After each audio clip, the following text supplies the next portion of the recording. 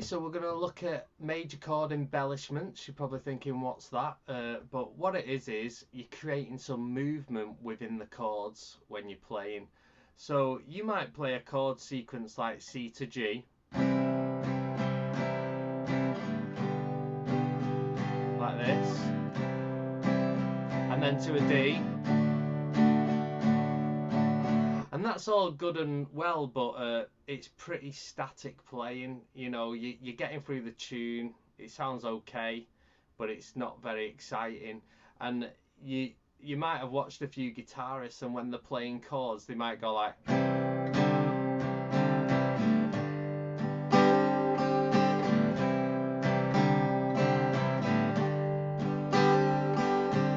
then D.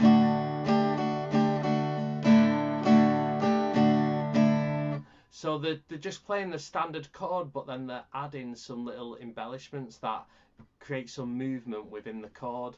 Now what all I was doing there is I was adding something called sus2 and sus4. So you're taking out a note in the chord and you're replacing it with the second note of the scale or the fourth note of the scale, and it adds a little bit of tension.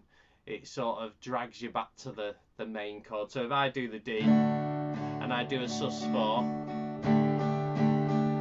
makes me want to resolve back to the D or sus2. So you can use that to your advantage to create an interesting chord sequence. Now we only have 5 shapes. We have and it's spelt caged, C-A-G-E-D. So C-A-G-E-D. Now you're probably thinking, well, what about chord F? Well, if you look at a chord F, it is an E. So F doesn't really have its own shape. It nicks it from the chord E. And same with B. It's from an A. So you literally have 5 shapes to work with to learn out what is the sus2 and sus4 on them 5 shapes. And then you just start to just mess around with each chord on its own and be able to use it. So I'll tell you what, we'll just dive straight into the C. So you can see here I've got all the 5 shapes here, and then I've got a little chord chart which shows everything all together. This probably looks quite confusing at the moment, but hopefully when we've gone through each shape that'll make sense. So here we got a C chord, standard C, and to get the sus2 chord we take our second finger off. So that's the little yellow one, signifies sus2. So take it off and then you're playing this open note here. So I'll show you what that looks like. So from a C to a C2. You could just practice doing a strumming pattern and going from a normal C to a C2. Okay, let's try the sus4 in a C. So you can see the 4th finger goes underneath the 3rd here, if you can see that. So look, I'm going to place that 4th finger, see it's underneath the 3rd finger, and that is your sus4. So I might want to go from a normal C, and I might want to keep this second finger down because that has no effect, you might as well keep it down. So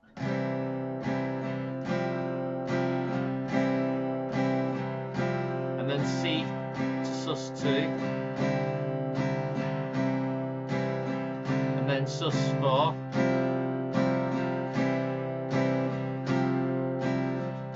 so in actual fact I'm just playing a C chord, but I'm making it interesting with some movement. So you might have heard a song by James called Laid.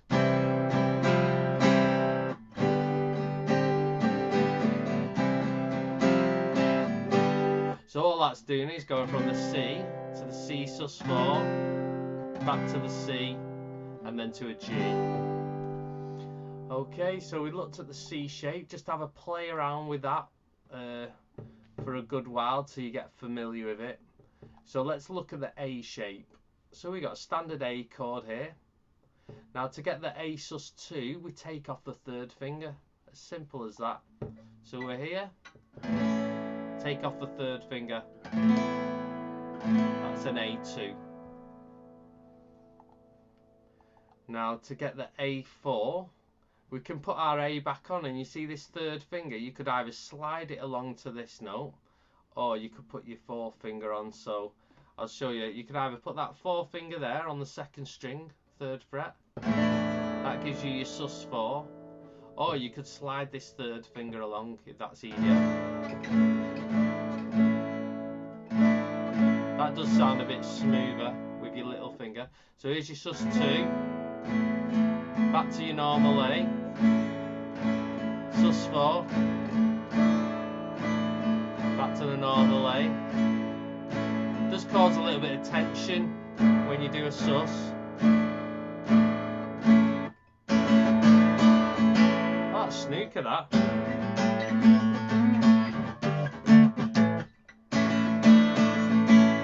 There you go. Okay, so yeah, you'll probably realise all these songs you played and start to listen to where the sus2s are, like Crazy Little Thing Called Love. You'll start noticing all these sus chords that are constantly thrown into all the songs you love. Okay, so that's A. Let's have a look at the G.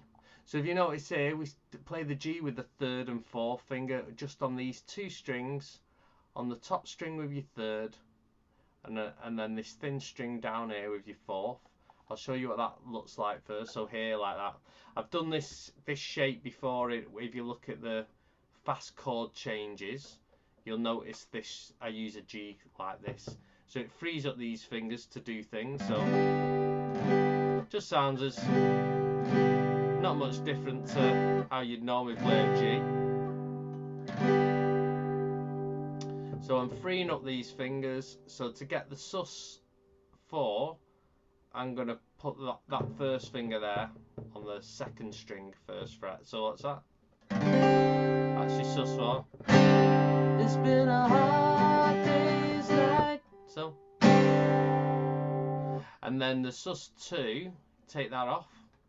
The sus2 is on the 3rd string up, 2nd fret. So.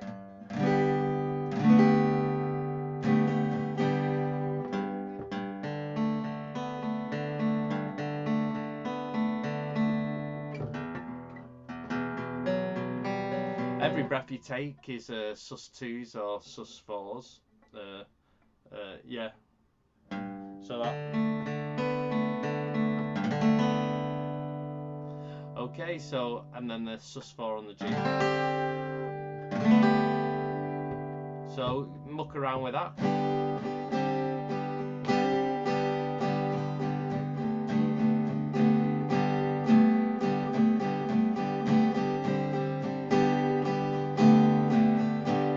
Find that you can just stick on a chord and just jam along on that one chord and make up nice lots of different rhythms. So it is fun to do this. So the E doesn't lend itself to a second very well to play the 2 notes, so we just stick to the sus4.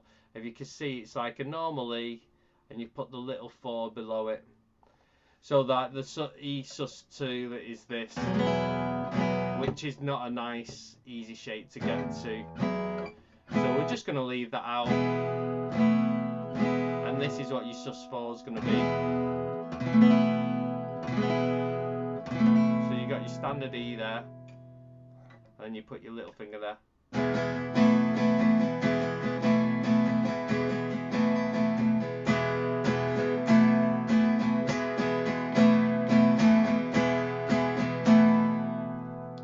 So have a little muck about with that. And the last one is D. So you got a standard D, this little triangle shape, and to get the sus2 you take the 2nd finger off here. So just take your 2nd finger off, and you got to get that open E. So make sure your fingers ain't like this, you got to hook them round a bit. Back to the D, and the sus4 is here just below this 3. Put your 4th finger on. So see that there, this one, sus2 to D, and sus4, and then on the A.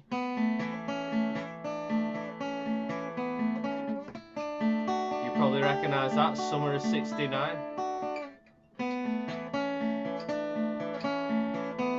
So D2 to D to D sus4, back to D.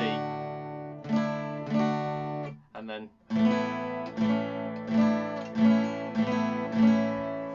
okay, so that's all the 5 shapes now, and there is the minor equivalents. It's all the same notes, so if you did a D minor, D2, D minor 2 would be there, and D minor 4 would be there.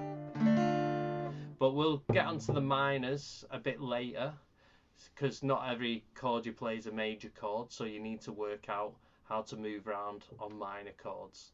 Okay, so I hope that helps. I hope that gives you some fun to learn and something new to do. Alright, bye.